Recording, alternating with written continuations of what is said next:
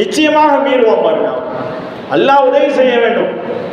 முஸ்லிம்களுக்கும் பாலஸ்தீன மக்களுக்கும் ஹமாஸுக்கும் அல்லாஹ் உதவி செய்ய வேண்டும். இந்த ஒப்பந்தத்தின் மூலமாக எப்படி ஹுதைபியா ஒப்பந்தம் நடைபெற்றதோ, சஹாபாக்கள்லாம் என்ன நினைச்சிட்டு இருந்தாங்க? ஹுதைபியா ஒப்பந்தத்தை பார்த்து அப்படி வெறுத்து போயிருந்தாங்க சஹாபாக்கள். அவ்வளோ அநியாயமான ஒப்பந்தமா இருந்தது. ஆனால் அல்லாஹ் அது வெற்றியான ஒப்பந்தம் சொல்றோம். சூரத்துல் ஃபத்ஹ் அப்படிங்கிற ஒரு சூறாவையே அல்லாஹ் இறக்கி வச்சு நபியே மிகப்பெரிய ஒரு வெற்றி இது அப்படின்னு சொல்றான் அல்லாஹ். ஆனா சஹாபாக்கள்லாம் அந்த அத்தியாயம் இறங்குவதற்கு முன்பு வரைக்கும் ரொம்ப கவலையில இருந்தாங்க.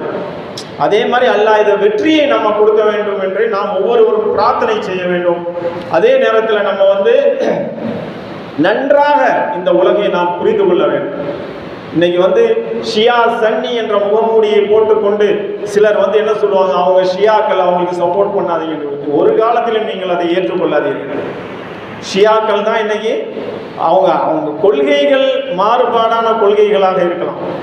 அவங்களுடைய கொள்கைகளில் நமக்கு உடன்பாடு கிடையாது. அவங்க சில கொள்கைகள், அதாவது இப்போ நம்ம இதில் எத்தனை பிரிவுகள் இருக்கு, சுன்னத் வல் ஜமாத்தில் எத்தனை பிரிவுகள் இருக்கு? யாரையாவது நம்ம காஃபிர்னு சொல்றோமா? இல்லை இல்லையா? ஒரே ஒரு கூட்டத்தை மட்டும் நம்ம காஃபிர்னு சொல்றோம். நபின்னு வாதிடுகின்றார்கள்ல காதியானிகள், அவங்கள பார்த்து நம்ம காஃபிர்னு சொல்றோம்.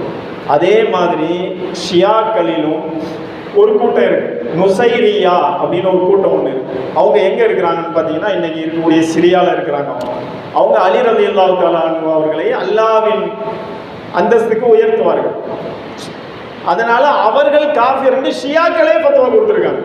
நம்ம காதியானிகளை எப்படி காஃபிர்கள் நம்ம ஃபத்வா கொடுக்குறோமோ, அதே மாதிரி ஷியாக்களே நுசைரியா என்று சொல்லப்படக்கூடியவர்களை காஃபிர்கள் ஃபத்வா கொடுத்துட்டாங்க. மற்றபடி இஸ்னா அஷரியா இருக்கிறாங்க, மற்ற பிரிவுகள் இருக்கிறாங்க. இவங்க யாரையும் நம்ம காஃபிர்லாம் நம்ம ஃபத்வாலாம் கொடுக்க முடியாது. நம்முடைய சகோதரர்கள் அவங்க, இதை நம்ம புரிந்து கொள்ள வேண்டும்.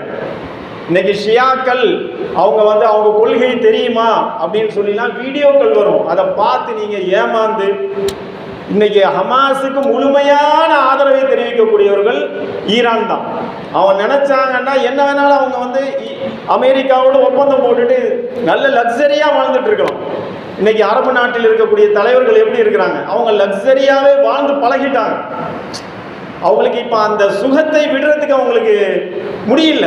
வஹன், இந்த உலகத்தின் மீதான வஹன் அவங்க உள்ளத்தில் குடிகொண்டு விட்டு அரபு நாட்டு தலைவர்களுக்கு. அப்ப அந்த லக்ஸரியா வாழ்ந்து பழகிட்டாங்க இல்லையா, அதை விட்டுட்டு இப்போ போறான்.